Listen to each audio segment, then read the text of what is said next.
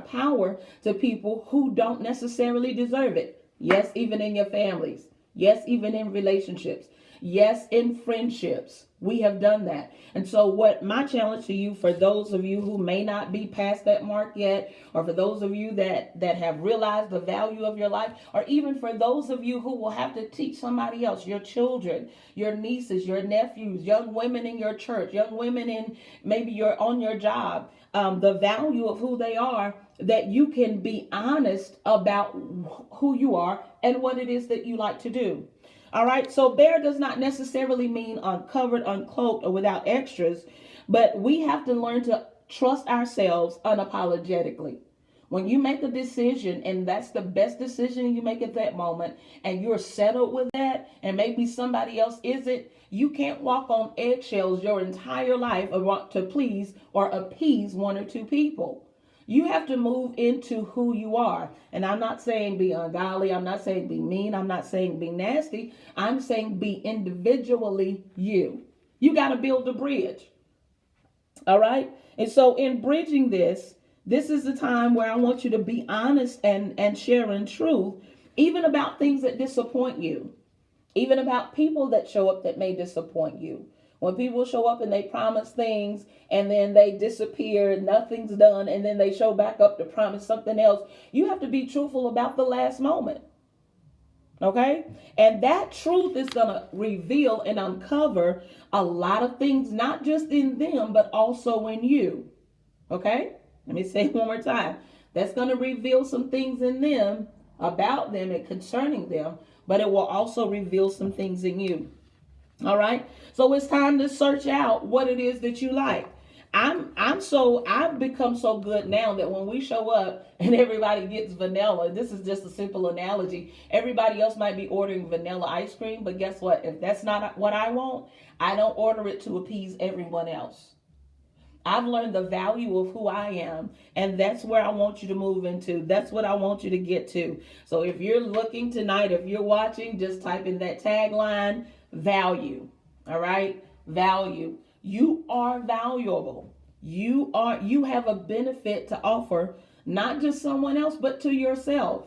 Listen, one thing that I've been on lately is don't treat me any kind of way. Not just that, if I don't allow that in my own personal space, if I'm not going to do it, then I'm not going to allow people in my space that do it, which means disrespect, or it can be just simple things, disregard, or, yeah, I know what you said, but this, I'm going to do my own thing anyway. No, you have a right to guard your own space, okay? You have a right to guard your own heart. You have a right. You do have that right to have dominion in your own life. After God gives us dominion in Genesis chapter 1, you never read in the entire Bible where he takes it back. It's what he said it is. We have dominion. We have that right to subdue and to conquer. And you have to learn that in your personal life. All right. So for many, if you already have the ebook, then hopefully you've taken the personal assessment. The personal assessment talks about how you really assess the value of who you are to yourself in your own personal life. It asks you specific questions to make sure that you are including yourself in your own life. I want you to be realistic. I want you to be real. How much time in your day serves the purpose of you fulfilling your goals? And I'm not telling you to be selfish. I'm not telling you not to be a giver. I'm telling you that you, again, should be in the top 5 of priority on your own list. That the time that God has given you, it should be beneficial to you as well. Listen, I'm trying to get you to a happy place.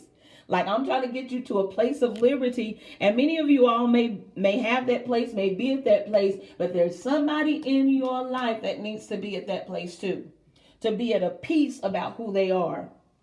All right? And so when you begin to move in self-improvement, in self-honesty, your attitudes in your personal goals and performance will change. Your productivity will increase. Your interaction with dysfunctional people will decrease. Also, your choices will change. You will make healthier choices. Healthier not just physically, but mentally. Not only so, you'll start to remove yourself from negative atmospheres, and you will even think about what you speak on. Those are some major contributors to where you need to be headed in a better life. Okay? All right. So if you want a better life, you have to make sure that those things are significantly impacting you and that you don't revert back. This is why I keep telling people go back and do the 30-day BLD, Better Life Detox, because when you go back and do the BLD, it's going to show you some of the toxicity that you hold maybe within your personal behaviors, and it's also going to show you that in others. The law of attraction says that people are attracted to us by something that's already innately in us. So that means if it's already intrinsically in me, then if it's negative, I don't want to personify or draw other negative people in when I'm trying to be better, right? All right. And so you have to look at those things. Get that attitude together. Get your productivity up. You also have to decrease your interaction with dysfunctional things and dysfunctional people. Some of the dysfunctions in you, you're good with other people because it's already in you. And again, you have to be bare. You have to be honest. Okay? Go ahead and type that in the tagline. I'm going to be honest. All right? You have to be honest within yourself first before you can be honest with anybody else. All right? So the last thing I'm going to talk about this evening is making room for yourself, and then I'm going to let you go. I have making room for yourself and then being authentic. Okay? So you should now be getting over the struggle of making room for yourself. We've watched couples do date nights. We've watched couples do other things. But there are some things that you have to learn to do for you to bring your health, happiness, and joy. Okay, to bring you health, happiness, and joy, you have to learn to prioritize yourself within the first 5 of your own list. Okay, to bring you happiness, health, and joy. That is my goal for you this week, to bring you happiness, health, and joy. Yes, I desire, even as the word of God says, that you would be in good health and prosper, even as your soul prospers. So as you grow inwardly, you'll start to see your environment change. You'll become dissatisfied with dysfunctional things and dysfunctional people. It will frustrate you because it's trying to challenge you to see that you've grown beyond that point. Okay? So it's trying to challenge you to see that you've grown beyond that point. So when you feel the frustration about things that used to be normalized with you, there is a challenge there for you to change. Okay? And you can't change everybody else and remain the same. There's something in you that needs to change first. Okay? So if you're typing, put in that tagline, in me. In me. That's right. I got to start within. In me. So my challenge doesn't become with everybody else first. My challenge becomes with me. Because what happens is when I change, and I read this week, a meme that says when you change, other people and this toxic and dysfunctional things will automatically fall off. They will, but there are some people and there are some things in some places you have to cut off too. Okay? And this is for your best health. This is in your best interest. All right? And so making room for you, you have to specifically make room for you. One thing that I've been challenged to do is to read.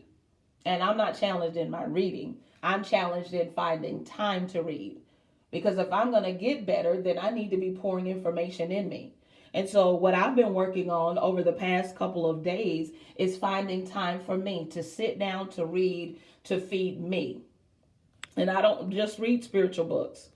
I read books on wealth. I read books that give me information about investments. I read books and articles about companies and how they've survived and how they've moved from being certain fortunes up into other things, how they've diversified their portfolio. I do that because that's where I am and that's where I'm headed. My portfolio is not big, but I do have one. I had a major one several years ago before my father passed away, but in that transition, I've had to learn to reestablish myself. I'm not mad with that transition. That transition was necessary for me. There are some transitions that you won't see initially as beneficial to you, but by the time passes and you've healed some, you'll be able to look back and say, I needed that. All right. And so your challenge is not only to make room for you, but it's also to be authentically you. That's right. Be authentically you. What do you bring to the table? And not necessarily in like materialistic things. What are the things that you add? What is the value of your life to people, to your family, to situations? Even if it's you're the person that walks in the room and it can be down, like it can be, Debbie Downers present, and you're able to go in the room and shift the atmosphere to where everybody is jovial, laughing, and talking. Maybe that's your value. And when that's your value, then you understand that you're an atmosphere shifter, that you can walk in any climate and change the atmosphere, good or bad. And so when you realize that spirit of influence that you have to use it to be beneficial to you, not manipulative, but beneficial to you, so that your gift can shine through, because there may be somebody that needs the authentic you. We talk about it all the time. We talk about it in millennials. We talk about it in different things. But I want you to focus on like your place in the pond and becoming better and being authentic about being better. And you have to first start with, I need to be better. I went to an AA meeting not because I needed it, but had I continued down the path I was in, I would have needed it.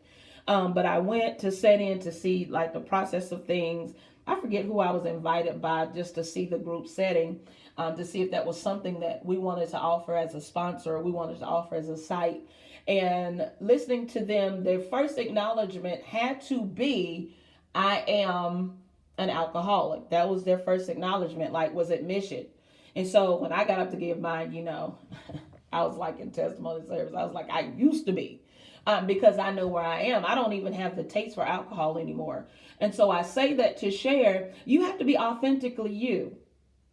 And I've been in that room and been in the place where I was in, that I understood that could have been me. So I don't look down on them because I was in that place. Okay. And so why I share that is because I'm there. Like I unmasked that and it no longer has power over me. There are some things that you will have to unmask between you and God, maybe a therapist, maybe an advisor, maybe a mentor, that you refuse to give that thing power over your life any longer. And when you want to be free, you will be free. Yeah. When you want to be free, let me say it again, you will be free. And so when you look at that, you have to be authentically you. And then there are some tips of how to be authentically you. The first part of the exercises I'll give you, learn who you can trust. Learn who you can trust. And the people that you've given your trust to, do they deserve your trust? That's a good question, right? Do they deserve your trust? Because trust is earned. Respect is given, but trust is earned. And a lot of times we give trust to people who have not earned it. A lot of times now I'll give you room and space to see if you're trustworthy, but to give you my trust and my confidence and you become a confidant, even in an initial meeting, I don't care how comfortable or good I feel about you, you will never know everything about me in one setting. There's some people I've known my whole life that haven't earned trust. All right. And so you have to learn to build that bridge of becoming authentically you. And in that authentication, you may have to revoke some areas where you've given trust, or even maybe where you've given it too soon. And I'm not saying necessarily cut people off. I'm saying pull back and take a realistic assessment of the situation. You know how sometimes we can get in things and our tribe, the people around us, be like, don't do it. Don't do it. I got a bad feeling. Or even you'll have it in yourself. Like, don't do it. I got a bad feeling. I got a hunch about it. And we do it anyway. We trust it anyway. And then it lands us in a bad place. We have to start learning to listen. Not listening to respond, but we have to start learning to listen, even in areas that we feel like we are right about. You may be right, but sometimes it's okay to be cautious. All right. All right. And so find those people that you trust. Do they deserve your trust? And in your authenticity, are you able and in one part, I want you to do this, but make sure that you have a person that you trust that won't retaliate. Because sometimes you ask them things and then they find a way to be petty, or they try to retaliate against you in other areas when you really need the honesty of that opinion around you. And just ask them, if they would change one thing about you, what would that be? And that's only for people you trust, okay? That's only for somebody who has your ear. Because remember, you're giving that person a moment and a window and a space in your life, and they have the opportunity to build you up or tear you down. Okay? So you want to make sure that the voices in your life are even authentic. As you're becoming more authentic about who you are, as you're growing and maturing. For some of us, what served us in our 20s doesn't serve us in our 30s or 40s. You have to be realistic about that. All right? And so there are some other questions in the ebook that you should go back and you should answer, and you should see about becoming authentically you. I'm telling you, this will help you. This will help you build that bridge. This is just like part 2 of the bridge, okay? This will help you move from past places into your present moment so you can enjoy what's going on in your life now.